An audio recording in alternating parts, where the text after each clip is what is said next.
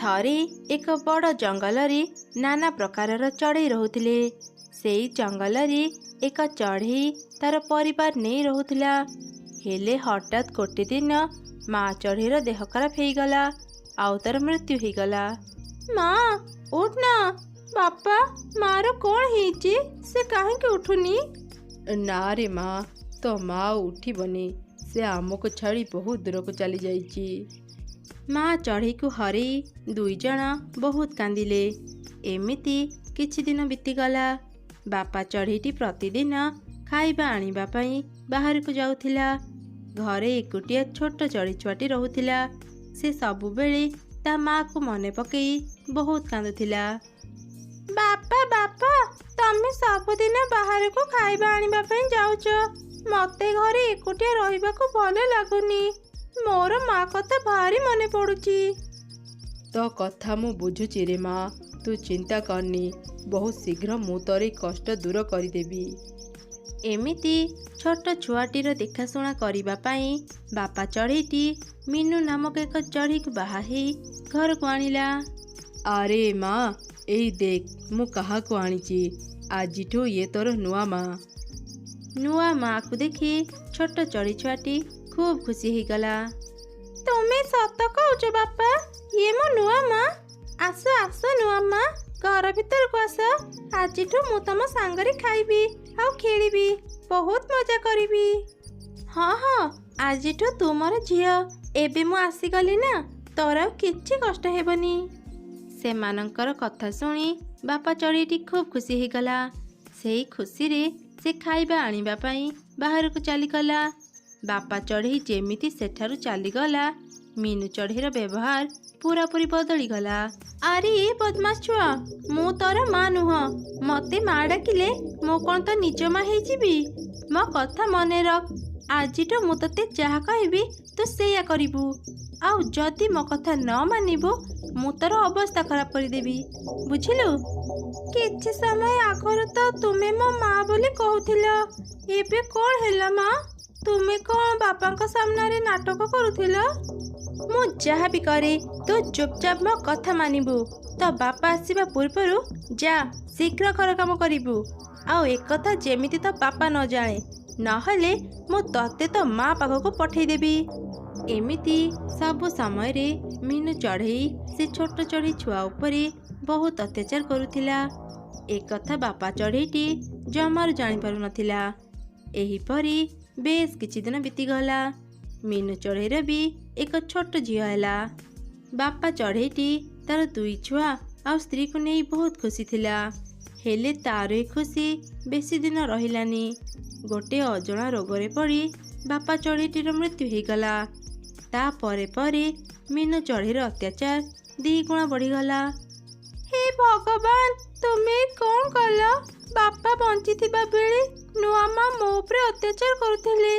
ଏବେ ତ ବାପା ଚାଲିଗଲା ପରେ ସେ ମୋ ଉପରେ ଆହୁରି ଅତ୍ୟାଚାର କରିବେ। ଏମିତି କହି ଛୁଆ ଚଢ଼େଇଟି କାନ୍ଦୁଥିବା ସମୟରେ ମିନୁ ଚଢ଼େଇ ସେଠାକୁ ଆସିଲା। ଆଲୋ ଏଇ, ଏଠି ଛିଡ଼ା ହେଇ କାନ୍ଦୁଛୁ କ'ଣ ପାଇଁ? ଅନ୍ୟ ଚଢ଼େଇମାନେ ତତେ ଦେଖିଲେ ଭାବିବେ ମୁଁ ତୋ ଉପରେ ଅତ୍ୟାଚାର କରୁଛି। ମତେ କ'ଣ ତୁ ଏଇଆ ଶୁଣେଇବା ପାଇଁ ଏଠି ଛିଡ଼ା ହେଇ କାନ୍ଦୁଛୁ? ଘରେ କିଛି ଖାଇବାକୁ ନାହିଁ। ସେପଟେ ମୋ ଝିଅକୁ ଭୋକ ଲାଗିଲାଣି, ଯା ଶୀଘ୍ର ଖାଇବା ଆଣିବୁ। ଏମିତି ଅନେଇଛୁ କ'ଣ ପାଇଁ? ଯା କହିଲି ପରା। ଯାଉଛି ମା, ସାନ ଭଉଣୀକୁ ଭୋକ ଲାଗିଲାଣି। ମୁଁ ତାକୁ ବହୁତ ଭଲ ପାଏ। ମୁଁ ଏବେ ହିଁ ତା ପାଇଁ କିଛି ଖାଇବା ଆଣିଦେଉଛି। ହଁ ହଁ, ମୋ ଝିଅକୁ ତୁ ଭଲ ପାଇବା କିଛି ଦରକାର ନାହିଁ। ତା ପାଖରେ ତା ମା ଅଛି। ତୁ ବେଶୀ କଥା ନ କହି ଯା ଶୀଘ୍ର ଖାଇବା ଆଣିବୁ।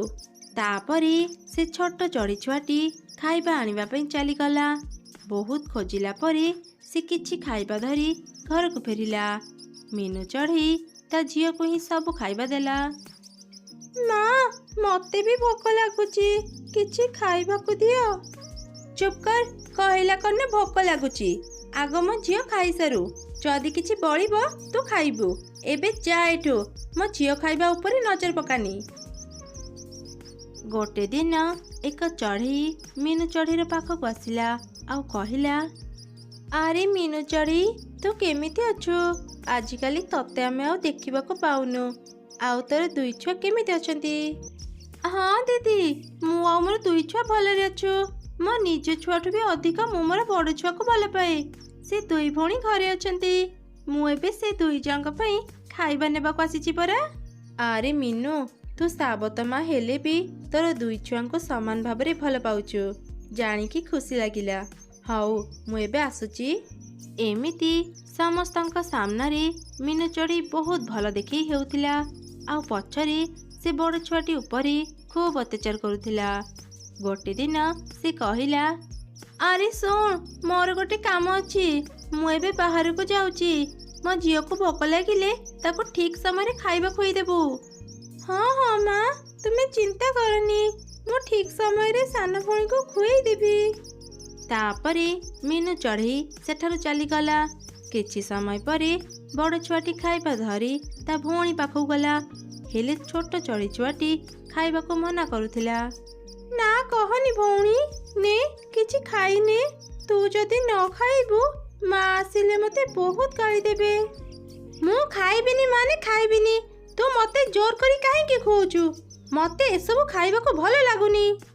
ଏମିତି କହି ସାନ ଛୁଆଟି ତା ଭଉଣୀ ଧରିଥିବା ସବୁ ଖାଇବାକୁ ତଳେ ପକାଇଦେଲା। ଠିକ୍ ସେହି ସମୟରେ ମିନୁ ଚଢ଼େଇ ସେଠାରେ ପହଞ୍ଚିଗଲା। ମାକୁ ଦେଖି ତା ଛୁଆ କହିଲା, ମା ଦେଖ ନା, ମୋତେ କେତେ ସମୟରୁ ଭୋକ ଲାଗୁଛି, ହେଲେ ଦିଦି ମୋତେ କିଛି ଖାଇବାକୁ ଦେଉନି। ମୁଁ ଯେତେବେଳେ ଖାଇବା ଆଣିଲି ସେ ମୋ ହାତରୁ ଖାଇବା ନେଇ ତଳେ ପକାଇଦେଲା। କ'ଣ ହେଲା? ତୁମ ଝିଅକୁ ଖାଇବାକୁ ନ ଦେଇ ତା ଖାଇବା ତଳେ ପକାଇଦେଲୁ? ତୋର ଏତେ ସାହସ? ରହ, ମୁଁ ତୋ କଥା ଏବେ ବୁଝୁଛି। ବଡ଼ ଚଢ଼େଇ ଛୁଆଟି ଏମିତି କରିନି ବୋଲି ଯେତେ କହିଲେ ବି ମିନୁ ଚଢ଼େଇ କିଛି ଶୁଣିଲାନି। ସେ ତାକୁ ଗୋଟେ ଗଛରେ ଦଉଡ଼ି ଦେଇ ବାନ୍ଧିଦେଲା। ଆଉ ଏକ ବଡ଼ ଲାଠି ନେଇ ତାକୁ ପିଟିଲା। ଯନ୍ତ୍ରଣାରେ ଛୁଆ ଚଢ଼େଇଟି କାନ୍ଦିବାକୁ ଲାଗିଲା। ହେଲେ ମିନୁ ଚଢ଼େଇ ନିଷ୍ଠୁର ଭାବେ ତାକୁ ପିଟି ଚାଲିଥିଲା। ଛୁଆର ଏପରି କଷ୍ଟ ଦେଖି ତା ମାର ଆତ୍ମା ସହିପାରିଲାନି। ସେ ସେଠାକୁ ଚାଲି ଆସିଲା ଆଉ ମିନୁ ଚଢ଼େଇର ଝିଅର ବେକକୁ ଚିପି ଧରିଲା। ସାନ ଚଢ଼େଇ ଛୁଆଟି କାନ୍ଦିବାକୁ ଲାଗିଲା। ମିନୁ ଚଢ଼େଇ ଏସବୁ ଦେଖି ଖୁବ୍ ଡରିଗଲା। ମୋ ଛୁଆକୁ ଏତେ କଷ୍ଟ ଦେଲା ପରେ ବି ତୋ ମନ ଶାନ୍ତି ହେଲାନି ଯେ ତାକୁ ନିଷ୍ଠୁର ଭାବେ ପିଟି ଚାଲିଛୁ? ଏବେ ମୁଁ ତୋ ସାମ୍ନାରେ ତୋ ଝିଅକୁ ମାରିବି। ତାପରେ ତୁ ଜାଣିବୁ ଛୁଆକୁ କଷ୍ଟରେ ଦେଖିଲେ ମାକୁ କେତେ ଦୁଃଖ ଲାଗେ। ଭଲରେ କହୁଛି, ମୋ ଛୁଆକୁ ଛାଡ଼ିଦେ, ନହେଲେ ମୁଁ ଏବେ ତୋ ଛୁଆର ବେକ ମୋଡ଼ିଦେବି। ନା, ମୋ ଛୁଆକୁ ଛାଡ଼ିଦେ, ତାକୁ ମାରନି। ମା, ସାନ ଭଉଣୀକୁ ଛାଡ଼ିଦିଅ। ତାର କିଛି ଭୁଲ ନାହିଁ, ତାକୁ ମାରନି। ଦେଖିଲୁ ତ ମିନୁ, ତୁ ମୋ ଛୁଆକୁ କେତେ କଷ୍ଟ ଦେଇଛୁ, ତଥାପି ସେ ତମମାନଙ୍କର ଭଲ ଚିନ୍ତା କରୁଛି। ଏବେ ମୁଁ ତମମାନଙ୍କୁ ଛାଡ଼ି ଦେଉଛି, ହେଲେ ଆଉ ଦିନେ ଯଦି ତୁ ମୋ ଛୁଆକୁ କଷ୍ଟ ଦେବୁ ମୁଁ ତତେ ଜମାରୁ ଛାଡ଼ିବିନି। ମିନୁ ଚଢ଼େଇ ନିଜର ଭୁଲ ବୁଝି ସାରିଥିଲା। ସେ ମା ଚଢ଼େଇକୁ ଆଉ ତାର ଛୁଆକୁ କ୍ଷମା ମାଗିଲା। ତାପରେ ମା ଚଢ଼େଇର ଆତ୍ମା ସେଠାରୁ ଚାଲିଗଲା। ସେଦିନ ଘଟଣା ପରେ ମିନୁ ବଡ଼ ଚଢ଼େଇ ଛୁଆକୁ ଆଉ କଷ୍ଟ ଦେଲା ନାହିଁ। ସେ ତାର ଦୁଇ ଛୁଆଙ୍କୁ ସମାନ ଭାବରେ ଭଲ ପାଇଲା ଆଉ ତାଙ୍କର ସବୁ କଥା ବୁଝି ତାଙ୍କର ଯତ୍ନ ନେଲା।